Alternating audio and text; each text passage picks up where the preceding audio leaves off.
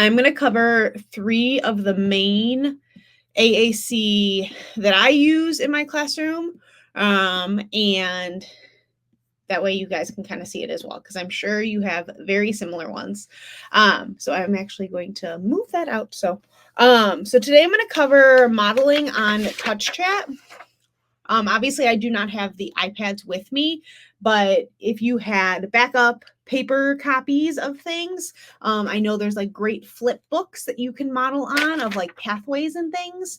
Or if you are a school that has access to AAC devices and teachers can have an access to it, I know there's a variety of you on here that actually have it modeled on like the projector or a smart board. And so that's really helpful as well if you can model and show right up on the board, or you can go right next to the student. So anyways, so I'm going to show you TouchChat. I'm going to show you LAMP, Words for Life, my least favorite. Shh, don't tell anybody.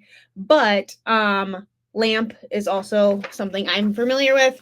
And then the last one is Prolo-Quo. Prolo-Quo to go is usually what it is. And then this is what that looks like. So you can model on any of the devices, all of the devices at the same time. So there's lots of different ways that you can be doing this.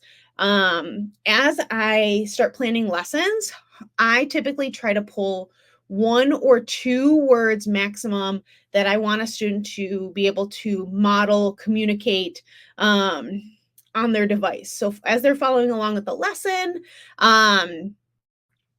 I want them to model a word and say a word. If they don't independently say it, I model it on their device for them, or I'll model it with a visual in front of me, but I never force a student to fully like say the words without, I don't force a student to communicate. If they want to communicate, great. If they want to use their device, great. But I also encourage that communication and encourage that participation. So let's just start with TouchChat, because I feel like this has been pushed out more and more with students lately. And so if I'm talking about a car, I might want to be modeling things like go, stop, maybe we're going to open the car door and get inside. So if it's a story, you're going to go and look through that story ahead of time, and so that you can really find the words that really go with what that story is doing. So when I was teaching the reading curriculum that I taught, I would always look through the story, find those opportunities of like, okay, maybe today we're going to really focus on feelings. And so I see on this core board, I have my feelings right here. Oh, he's happy. He gets to go home. Oh, he's feeling tired. Now he's going to take a nap, right? So we're modeling that communication as the lesson is going on. And they are actively participating by following along, following where those words are. So that's a great way to do that. Math was always kind of really hard for me, because it was always like, all right, let's go communicate numbers. But like you can do more and less. I know not here, but in if you go a little bit in, there is more and less. So it's more of a descriptive word, which for me is in this top right corner. So if I go to describe it, it can go more or less. And if I'm counting and I need to count more, I might have them tell me to go more. So I might model go on there. So hopefully that helps just to kind of hear that a little bit. Again, looking ahead at your lessons, trying to find the best way that they can communicate and bring that all to the lesson. So as we are in AAC month, I just wanted to make sure we had some examples of how we can be modeling AAC. So same thing with LAMP, Words for Life. This one, again, not my super favorite, but I know some students that do have it. And as you're watching this, if you have any questions about AAC, please go ahead and comment, and I will make sure to answer that for you.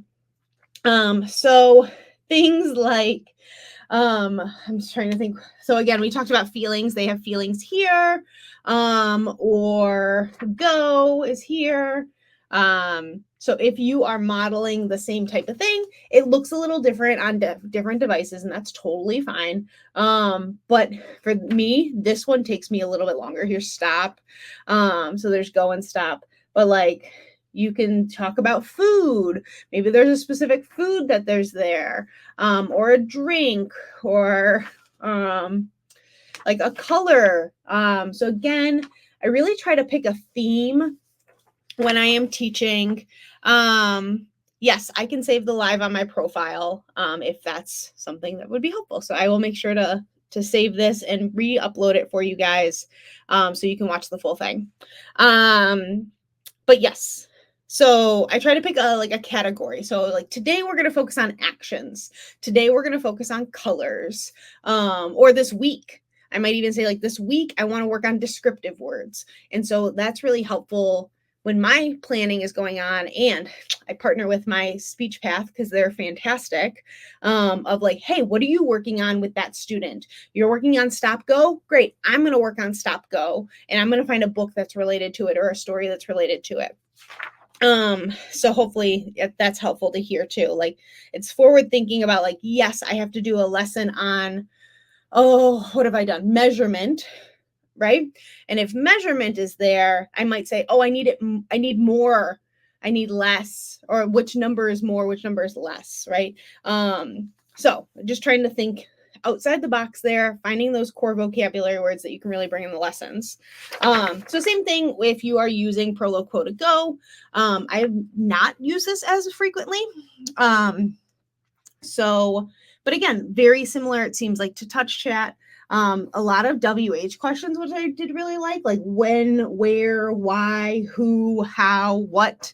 I do love that there because maybe I'm going to work on questions one day, and I want students to be talking about and modeling the questions. So like, what is going on? Where are they? And I might have them like model or have staff model, like, where are they? So I do love that opportunity. Again, trying to focus on one thing at a time. I'm not trying to have when and more and less and stop and go all in the same lesson. You really are focusing on one specific target. So something I might do at the beginning of a lesson is say like, hey, we're going to answer WH questions today, and I want you to find that WH question when I ask it. So again, my staff know what's going on, my students know what's going on, and it's really helpful that way. I've also done lessons where it's gone over like body part stuff. I saw, nope, yep, body is up in this corner.